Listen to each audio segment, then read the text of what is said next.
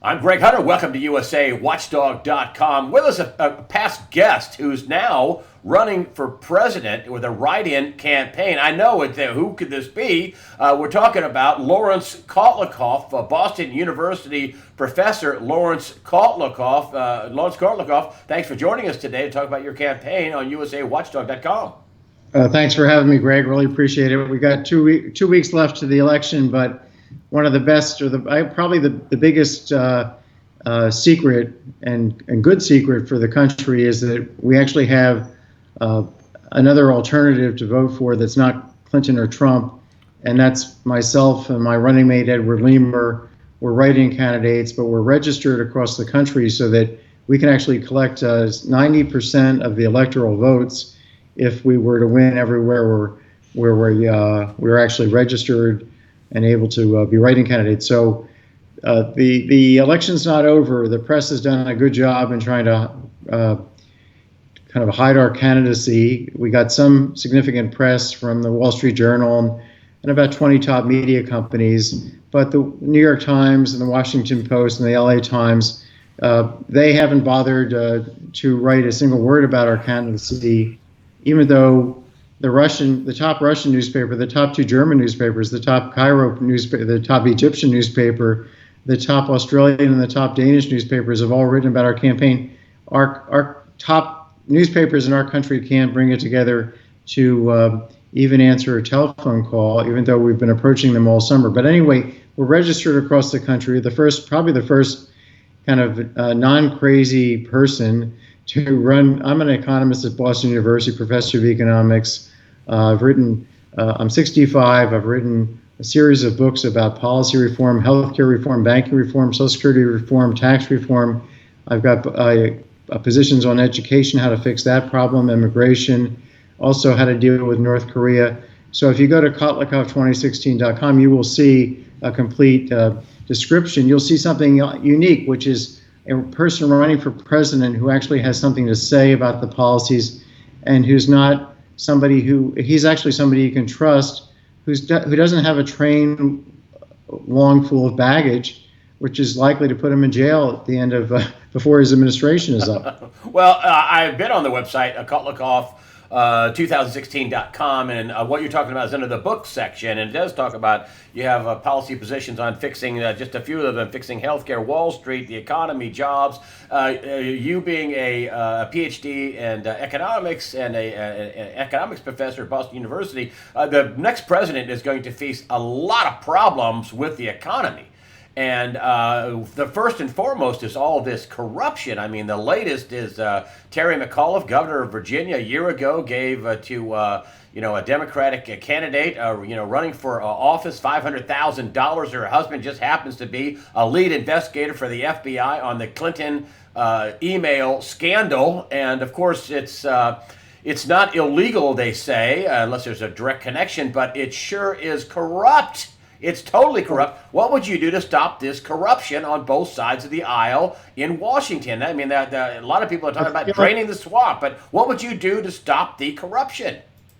Well, I think really the best way is actually to elect me president, to tell you the truth, because if you say you've had it with the parties, I'm running as an independent. I'm not running with any party. I believe the parties are the problem. The minute the parties are wiped out in terms of the presidential, who becomes president. As soon as people see that we don't need the parties to be force feeding us fifth-rate candidates who are corrupt, who are likely to get into legal trouble before the end of their terms, who are engaged in all kinds of rather scandalous activities, and you just mentioned a very important one.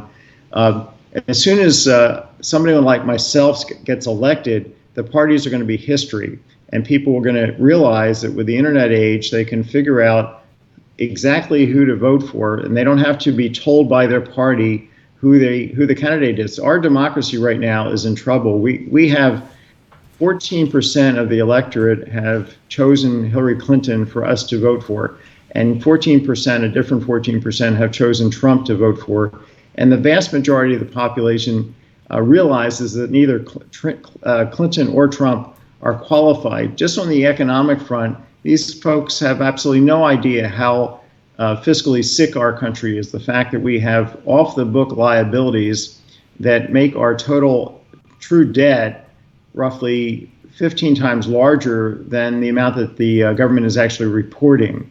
So our true debt is about 206 trillion. The debt that the Congressional Budget Office, for example, is telling us about is around 13.5 trillion. So that's because we've been lying. The separate Congresses and administrations over time, over the last 6 decades, starting really with Eisenhower. It's not Democrat or Republican. It's just the both of them. Both parties have been keeping things off the books. All my Social Security benefits, Greg, all your Social Security benefits, all your Medicare benefits, your Medicaid benefits, all the commitments to pay for defense spending, all these things are off the books. And we have to compare them with all the taxes coming in to pay. And we're short 206 trillion, where the country is 53% underfinanced. So the country is actually bankrupt right this minute. It's not 206 trillion in the future that we owe. It's 206 trillion today. It's our credit card bill. And we're broke. And neither of these two candidates had the knowledge to mention this, or if they did know about it, they were not telling the public. So they were lying in these debates just about that question. And then, do they have any idea how to really fix the tax system? Does Hillary does she really understand that the super rich are not going to pay a penny more under her tax plan, even though she's going to raise the rates at the top? The reason is the super rich do not declare any taxable income. They buy assets that don't throw off any dividend income. They buy assets that they've just let appreciate. They don't sell those assets. They don't realize capital gains. So she can set the tax rates at whatever level she wants. They won't declare any income because they're just borrowing money from banks and other entities to pay for their lifestyle, and they're pledging their assets as collateral. So they never declare income. They never pay taxes. They just laugh. When I talk to billionaires, and I know a number of them, about taxes, they just laugh. They just smile and laugh because they say, we just don't pay taxes. You don't understand, Professor Kotlikoff. We don't pay taxes. So under my tax reform, they would pay taxes. Believe me, we would have an equitable tax system. We'd get more revenue. We're short revenue by $206 trillion in present value. And we would also have something that doesn't lock people out of work. We've got something like 20 different fiscal entities. You know, the food stamp program has a tax associated with it. You earn too much money, you lose your food stamps. You lose your earned income tax credit if you're poor. It's the food stamps. It's a 23 cents on the dollar tax, earned income tax credit 22 cents. There's a FICA tax of 15.3%. There's state income taxes around 5%, state sales tax around 5%. Then you could lose all your Medicaid, or you could lose your Obamacare subsidies. You could lose your welfare benefits. So we've got about half of the poor people in this country, low-income people, being put into tax brackets, 60, 80, 100, 200, 1,000% tax brackets, because if they earn a penny too much, they can lose all their Medicaid. And we're worried about inequality. We should be worried about inequality, but we're trapping these people into poverty. So under my tax reform, everybody's going to face the same incentive to work, but we're also going to be taxing consumption of the population. Rather than taxing income, we're going to tax consumption, but we're also going to have a special tax, progressive consumption tax on the rich. So somebody like Donald Trump would pay taxes not just on his lunch at the Four Seasons that he's having this afternoon, but on all the consumption services, from his living in that Trump Tower, from the consumption services from his yacht, from the consumption services from his Mercedes or whatever else he's driving around in, Rolls Royce, Maserati. I don't know what his toys are, but all those durables throw off consumption services. They're all part of the tax base that would be taxed on his worldwide consumption. So he and all the rest of the rich people that are now paying nothing, and have been for decades, and will continue under Clinton to pay nothing, and certainly will pay even less than nothing under Trump, because he's got this wacky scheme to really effectively lower the top tax bracket from 39% to 15% for anybody who's like myself. I mean, I'm paying at the 39% bracket right now, but I can easily, under his scheme, turn myself into a company, license my services to Boston University. Now I'm a business. Now he wants to tax all business income at 15%. I would immediately go from 39% down to 15%. So he just he has no clue. This is the only policy reform he's actually articulated in any detail, and it makes absolutely no sense. And I told this to his economic advisor, Steve Moore, and I said, look, there's one good part of his tax reform proposal, which is lowering the corporate income tax. Under my scheme, I get rid of it entirely. I get rid of the estate and gift tax, get rid of the income tax, personal income tax. I have an inheritance tax, a value-added tax, a high-level progressive consumption tax, a carbon tax, a $2,000 per person negative income tax. So I changed the food stamps program. I changed the healthcare system dramatically. I changed Social Security. I actually freeze the old system, pay off what we owe to everybody who's collecting and has accrued benefits under the old system. Everybody gets what they paid for, but we set up a new system at the margin. When you reform everything together, when you're a professional economist, you see that you can't you can't operate. If somebody's got cancer in different parts of their body, 4 parts. If you operate just on one part, the patient's still going to die. You need to fix it all, and that's what I'm suggesting in my platform, that we fix it all. I'm proposing that.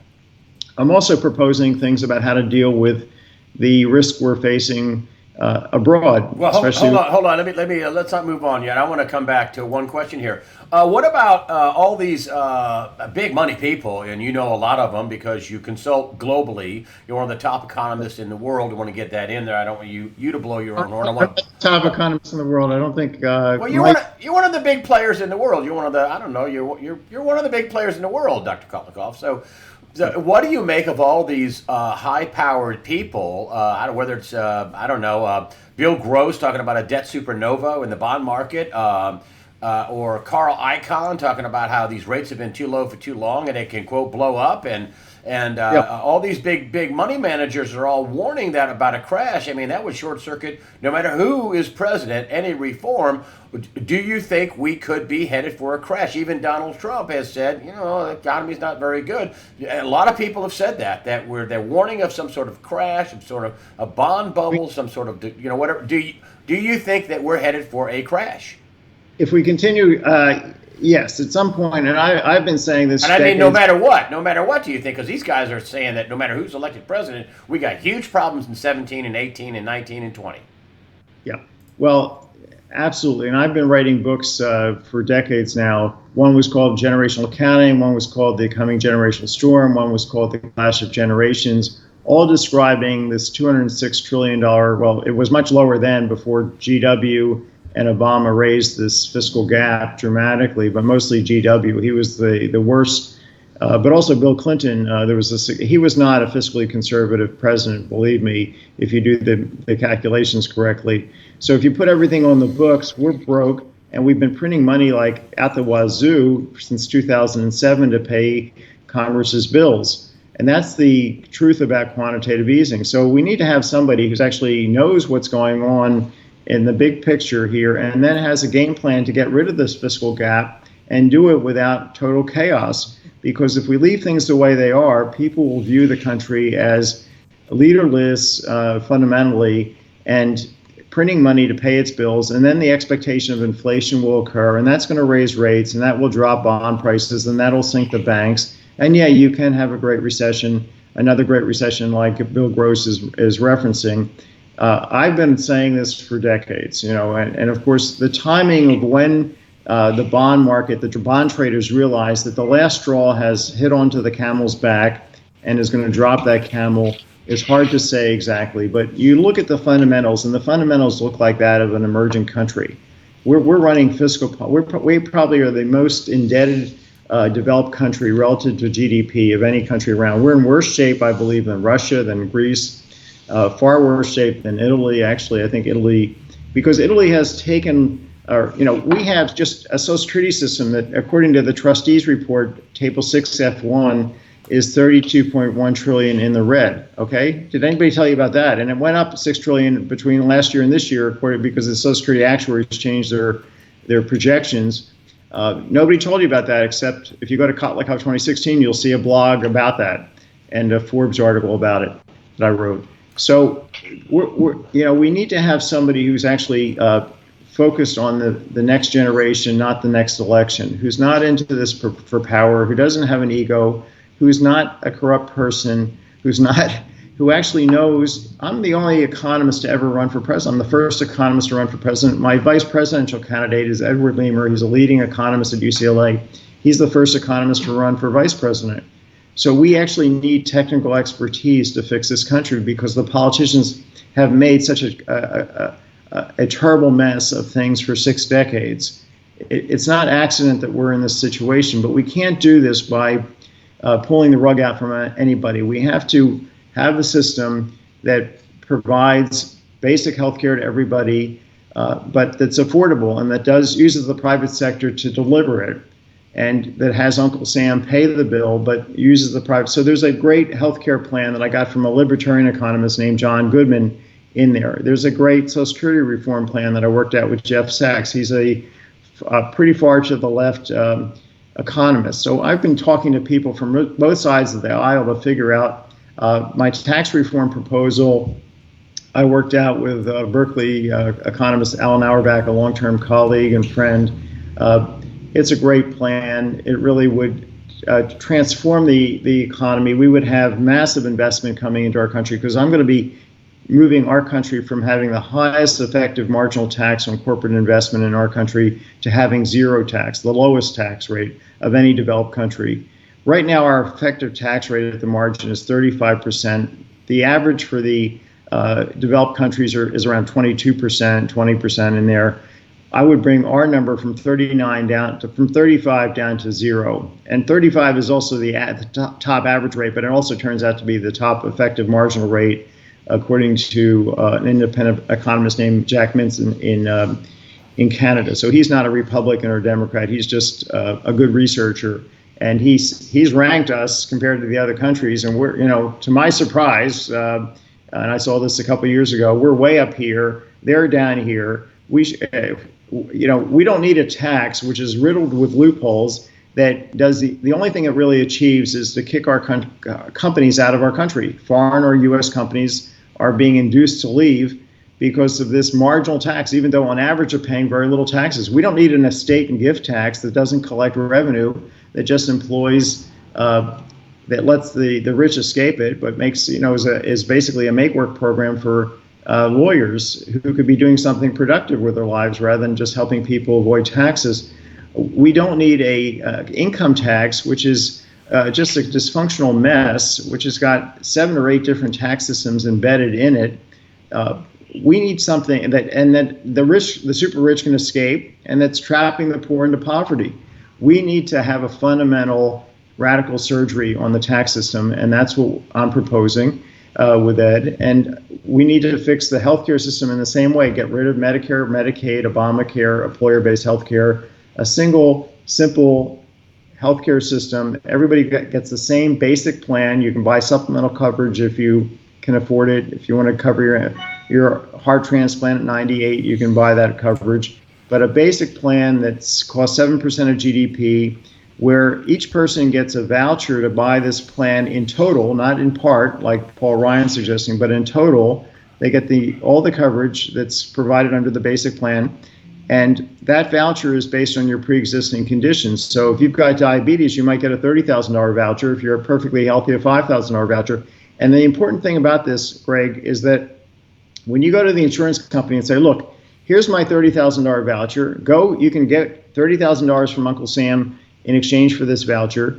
Now I've chosen you. Now you're going to insure me for the year because you can't, under the law, turn me down. And guess what? That insurance company is not going to want to turn you away if you've got diabetes because you're going to come with a lot of money. And so that's the big problem with the health insurance industry. The reason we've got the government involved so much is this thing called adverse selection, or what we economists call asymmetric information. The insurance company doesn't know who's healthy and who isn't. So they price their insurance as if everybody has diabetes when not everybody does. And then the people that are good risks who don't have diabetes say it's too expensive, I'm not going to get insured. So what I'm doing with this proposal, and it's actually, again, came from John Goodman, a terrific economist who's a libertarian and to the right, of center, and you may have heard him. He's running the Goodman Institute. I got this idea from him years ago, and I wrote a whole book called The Healthcare Fix, and I credited John right at the beginning of the book because it was his idea. And what it does is it says, look, we're going to make the information available. This person does have diabetes. We're going to let you, the insurance company, know it. And we're going to use electronic medical records to figure out how much he's going to cost you. But there's also going to be a profit margin baked into this voucher. So guess what? He's a good person for you to make money on. And also, you don't have the ability to turn him down. So when we do this, we're going to turn this basic health plan. It's not going to be gold, silver, and platinum. Something for the rich that's different from for the poor. It's going to be the same plan for everybody, basic plan, and it's going to turn healthcare into a commodity like wheat. It's going to be a uniform commodity, and there's going to be intense competition to provide this basic insurance plan because everybody's providing exactly the same thing. That's when you have the best competition. That's where the free market can work the best, when you have a single uniform commodity, and that's what I'm talking about here, which is everybody gets exactly the same coverage. And then the vouchers were going to be, what is covered would be set such that the cost of the vouchers never exceed 7% of GDP. That by itself will get rid of about 50 or so percent of our fiscal gap, just that healthcare reform, which the Republicans can like because they see a budget. They see this done with a budget where through time we're not driving our kids bankrupt. And the Democrats will like it because the poor are sicker on average, and they're going to get bigger. They're going to get bigger vouchers, so they're going to get, in effect, more health care. The same things will be covered, but their liver is going to be in worse shape than somebody else's liver, or their kidney will, because that's just the facts of the matter at this point in terms of the relative health care of the rich versus the poor.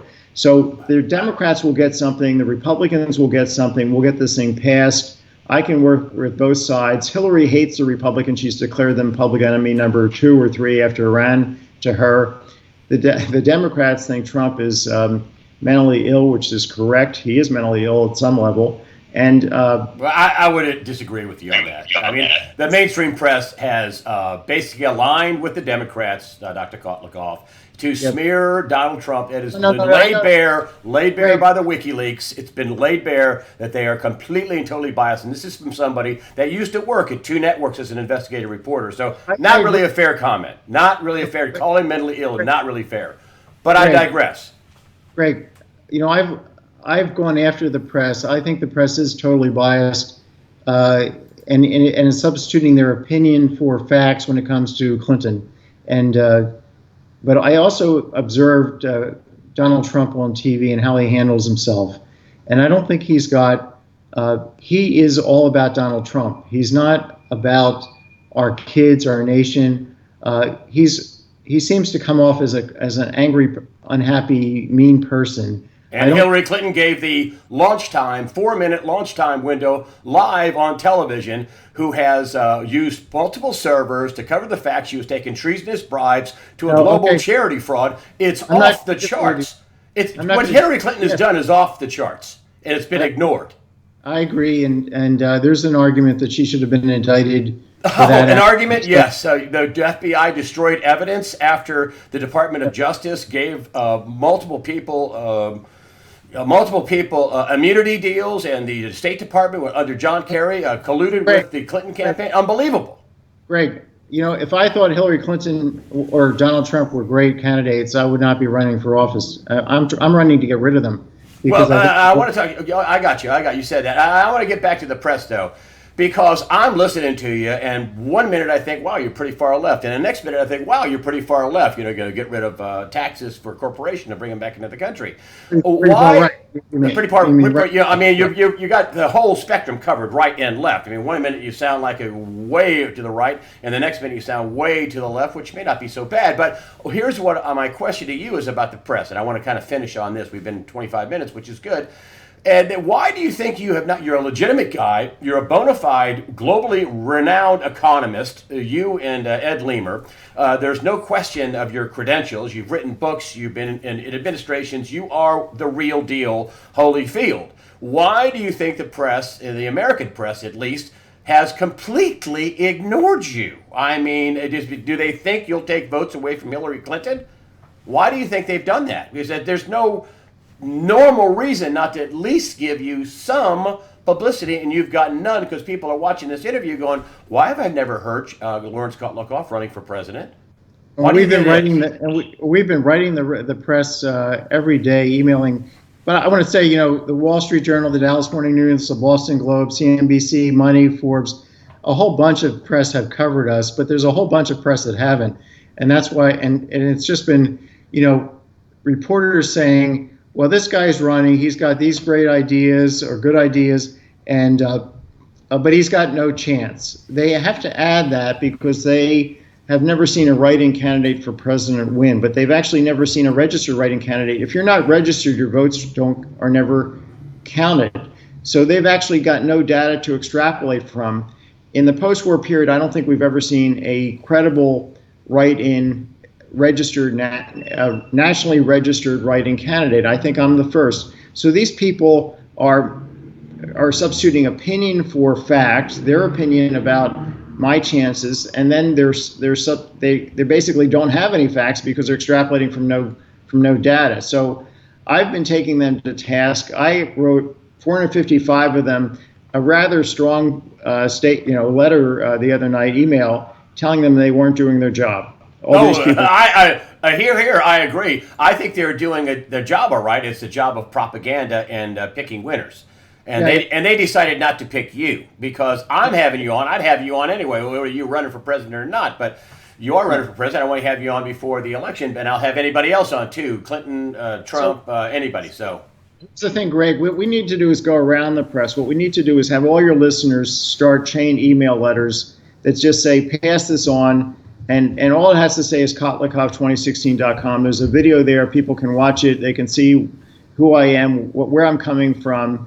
And they'll see somebody who actually gives a damn about their kids. And then all they have to do on election day is write in the spaces on the ballot, Laurence Kotlikoff, Edward Lemur, and we will have the country fixed. And our country and our kids' lives will be a whole lot better because I can turn the economy around. And I will also face up really in a very serious way to North Korea, which is a menacing threat to us, where they have nuclear warheads, which we've allowed them to develop over the years. And now they're testing means to deliver them right to any place in the United States. So we have to realize this is akin to the Cuban Missile Crisis. We cannot just sit back and say, well, our kids will handle the problem. This is all past the generational buck. It's past the bills. It's past the climate danger. It's past the lousy education system. It's past the nuclear threats to our kids. We have to stand up as adults and act like adults. We need real adult leadership. You're not going to get this from Clinton or Trump. Well, Laurence Kotlikoff right there. I want to just make sure people know to go to Kotlikoff2016.com. That's Kotlikoff2016.com. There's a lot on there. We just grazed the surface. Laurence Kotlikoff, esteemed, renowned professor of economics at Boston University. Laurence Kotlikoff, thanks for joining us today on USAWatchdog.com. Thanks, Greg. Great to be with you again.